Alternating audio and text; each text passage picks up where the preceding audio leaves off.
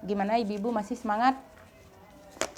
Oke, nah kalau ibu-ibu masih semangat, kita lanjutkan ya. Tadi sudah saya jelaskan ya ibu-ibu ya. Sekarang kita akan melihat bercap bersama-sama ini ya. Ibu-ibu sudah saya tempelkan ya. Bisa ibu-ibu lihat ya? Jelas ya? Oke, nah jadi di sini saya akan bacakan pesan untuk ibu menyusui ya. Di sini pesan untuk ibu menyusui itu ada 5. Nah, saya akan jelaskan satu per satu ya. Mulai dari bayi diberikan ASI saja selama 6 bulan. Nah, jadi ibu-ibu itu harus memberikan anaknya ASI selama 6 bulan. Nah, jadi ibu-ibu itu tidak boleh memberikan anaknya selain ASI sampai umur 6 bulan. Nah, jangan sampai seperti ibu-ibu yang dulu itu sering ketika anaknya baru lahir itu dia langsung memberikan madu, memberikan bubur ya. Tapi itu tidak boleh ibu-ibu ya.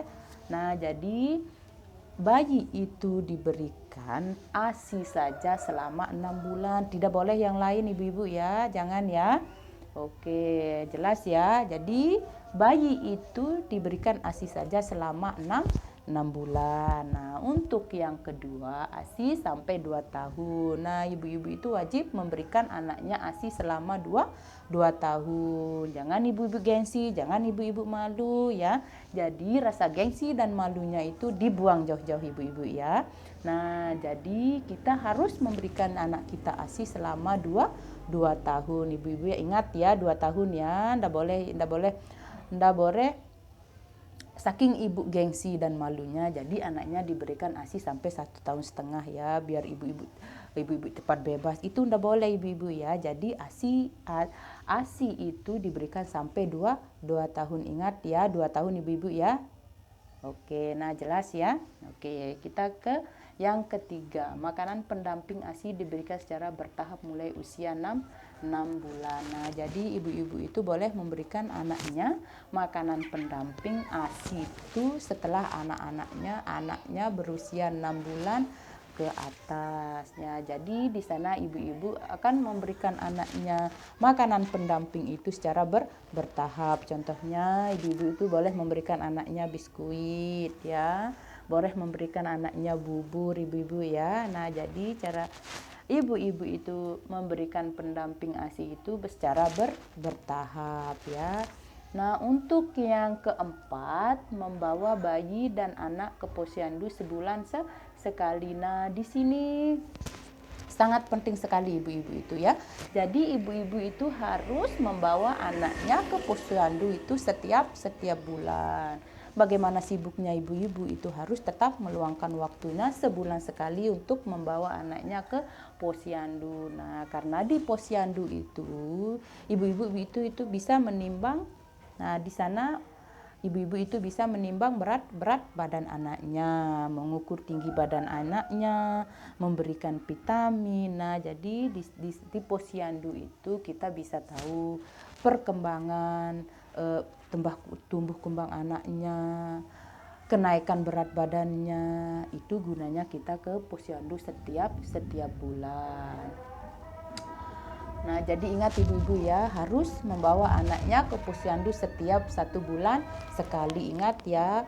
Nah, untuk yang terakhir, ibu dan anak makan dengan gizi seimbang. Nah, jadi ibu-ibu itu harus memakan makanan yang bergizi dengan seimbang. Nah, ibu-ibu yang mempunyai anak balita, ibu-ibu yang menyusui itu harus memakan makanan bergizi dengan gizi seimbang. Nah, seperti yang tertera di flipchart sebelah ini maka jenis makanan-makanan yang seimbang. Nah, ada dagingnya, ada buahnya, ada sayurnya, ada nasinya. Jadi di sini tapi ibu-ibu itu tidak semestinya membeli daging. Kalau ibu-ibu itu tidak punya uang, jadi ibu-ibu itu bisa ganti, misalkan ibu-ibu itu tidak punya uang untuk membeli daging. Nah, jadi ibu-ibu itu bisa menggantinya dengan ikan teri saja ibu-ibu ya, karena harga daging itu terlalu mahal. Jadi ibu-ibu itu bisa ganti dengan membeli ikan ikan teri. Nah, untuk buah-buahannya misalkan ibu-ibu tidak mampu untuk membeli apel merah, tidak mampu membeli anggur merah, jadi ibu-ibu itu bisa ganti dengan buah yang ada di depan rumah ibu. Misalkan ada pohon mangganya. Nah, jadi di sana ibu-ibu bisa memanfaatkan pohon mangganya di sana, ibu-ibu bisa metik. Nah, jadi ibu-ibu itu tidak mesti harus membeli buah-buahan. Untuk sayur-sayurannya ibu-ibu itu bisa nanam di depan rumahnya pakai polybag ya ibu-ibu ya. Jadi kalau ibu-ibu mempunyai lahan yang luas, pekarangan yang luas, jadi ibu-ibu itu bisa memanfaatkan untuk menanam sayur-sayuran. Begitu ibu-ibu ya. Sudah jelas ya dari yang satu, yang kedua, ketiga, keempat, kelima ini sudah jelas? Ada yang belum jelas? Oke, nah jadi dari yang ke satu sampai yang kelima ini, setelah ibu-ibu selesai pulang dari pertemuan kelompok ini, saya harapkan ibu-ibu itu bisa mempraktekkan ya apa pembahasan kita, apa materi kita hari ini ya ibu-ibu ya. Nah, jadi jelas ya. Nah, dari inti pembahasan saya yang ke satu sampai yang kelima ini itu agar anak kita tumbuh kembang dengan yang pertama cerdas, tinggi, sehat. Nah, jadi siapa sih yang mau anaknya sudah cerdas, sudah tinggi, sudah sehat? Itu dambaan semua ibu-ibu. Nah, jadi ya itu intinya ya. Nah, supaya anak-anak kita tumbuh kembang dengan sehat, cerdas, tinggi ya. Oke, ibu-ibu ya. Udah jelas ya?